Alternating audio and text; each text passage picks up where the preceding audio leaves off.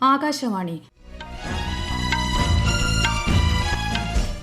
നമസ്കാരം. വാർത്തകൾ വായിക്കുന്നത് ശ്യാമ.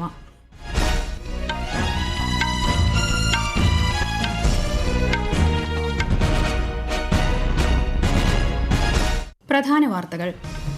പ്രധാനമന്ത്രി നരേന്ദ്രമോദിയുടെ UK മാൽദ്വീപ് സന്ദർശനം ഇന്ന് ആരംഭിക്കും. UK സന്ദർശനത്തിനായി ഇന്ന് ലണ്ടനിലെത്തും. ഇന്ത്യൻ വ്യോമാതിർത്തിയിൽ പാകിസ്ഥാൻ വ്യോമ വിമാനങ്ങൾ പ്രവേശിക്കുന്നതിനുള്ള വിലക്ക് അടുത്ത മാസം 23 വരെ നീട്ടി.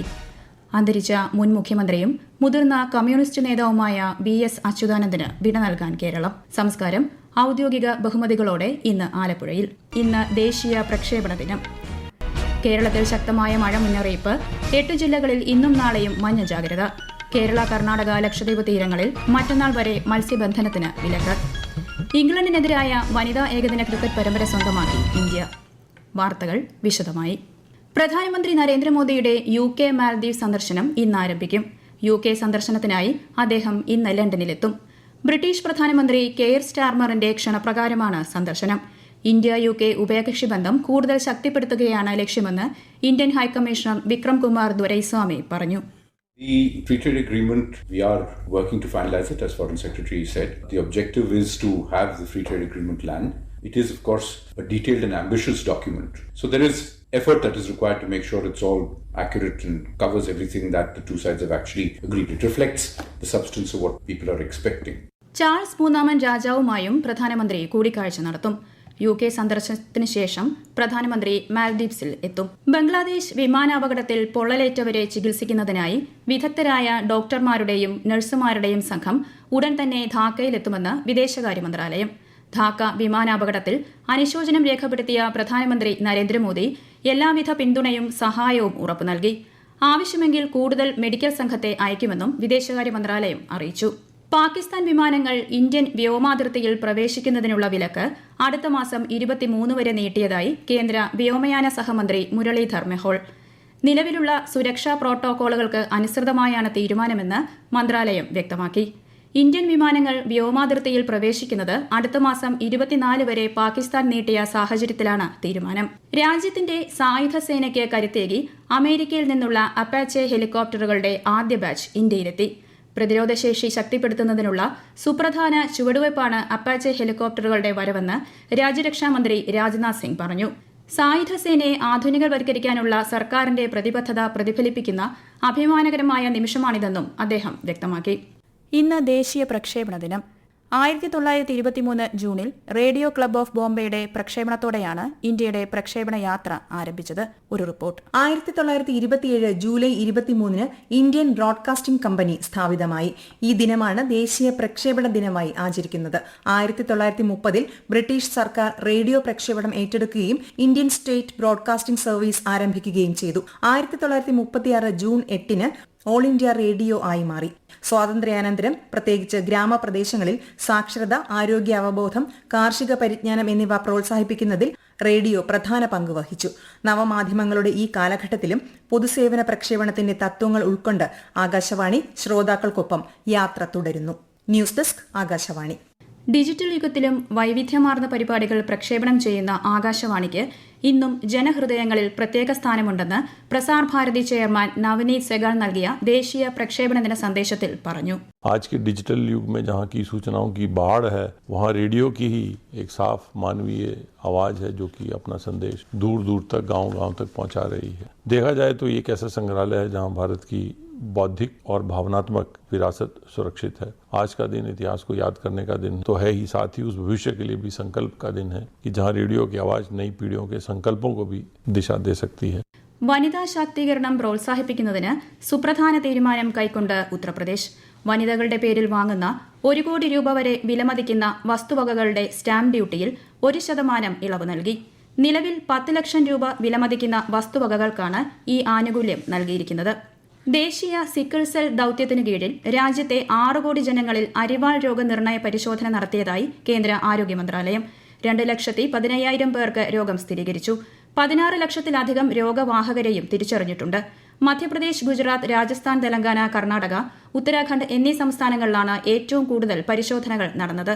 2023 പ്രധാനമന്ത്രി നരേന്ദ്രമോദി ദേശീയ സിക്കിൾ സെൽ അനീമിയ നിവാരണ യജ്ഞത്തിന് തുടക്കം കുറിച്ചത്. ഈ വാർത്തകൾ ആകാശവാണിയിൽ നിന്ന്.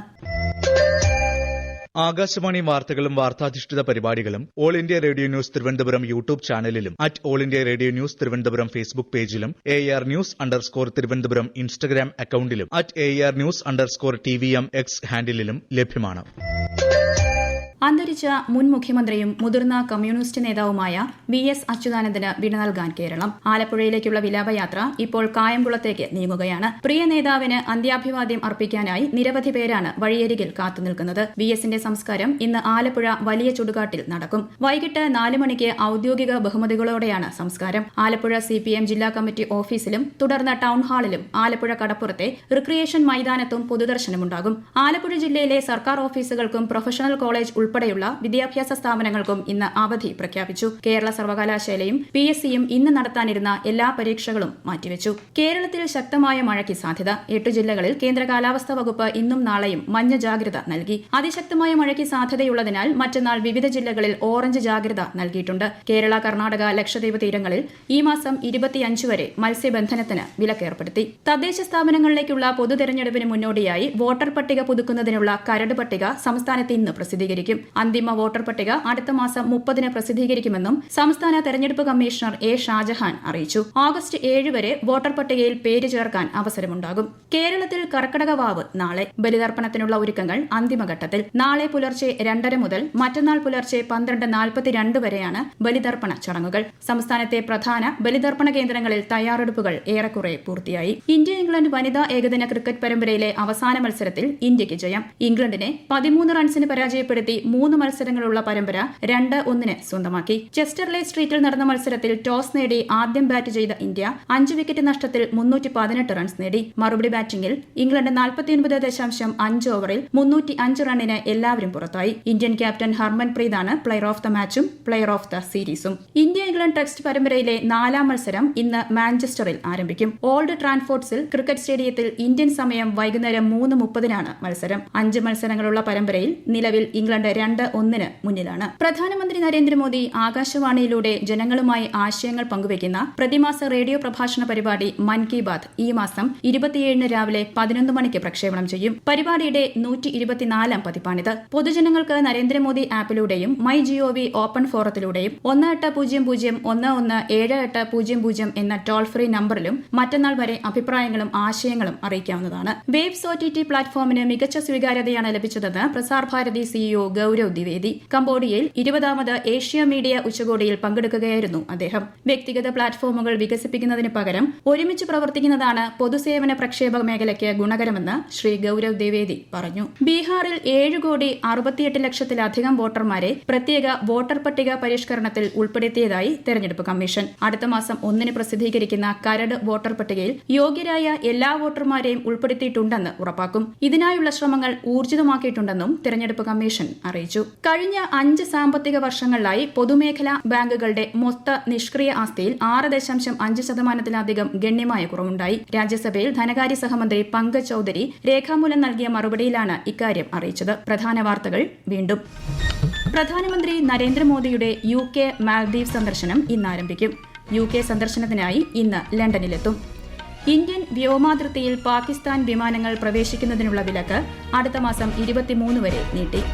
അന്തരിച്ച മുൻ മുഖ്യമന്ത്രിയും മുതിർന്ന കമ്മ്യൂണിസ്റ്റ് നേതാവുമായ VS അച്യുതാനന്ദന് വിട നൽകാൻ കേരളം. സംസ്കാരം ഔദ്യോഗിക ബഹുമതികളോടെ ഇന്ന് ആലപ്പുഴയിൽ. ഇന്ന് ദേശീയ പ്രക്ഷേപണ ദിനം. കേരളത്തിൽ ശക്തമായ മഴ മുന്നറിയിപ്പ്. 8 ജില്ലകളിൽ ഇന്നും നാളെയും മഞ്ഞ ജാഗ്രത. കേരള, കർണാടക, ലക്ഷദ്വീപ് തീരങ്ങളിൽ മറ്റന്നാൾ വരെ മത്സ്യബന്ധനത്തിന് വിലക്ക്. ഇംഗ്ലണ്ടിനെതിരായ വനിതാ ഏകദിന ക്രിക്കറ്റ് പരമ്പര സ്വന്തമാക്കി ഇന്ത്യ. വാർത്തകൾ കഴിഞ്ഞു. അടുത്ത വാർത്താ പ്രക്ഷേപണം ഉച്ചയ്ക്ക് 12:30.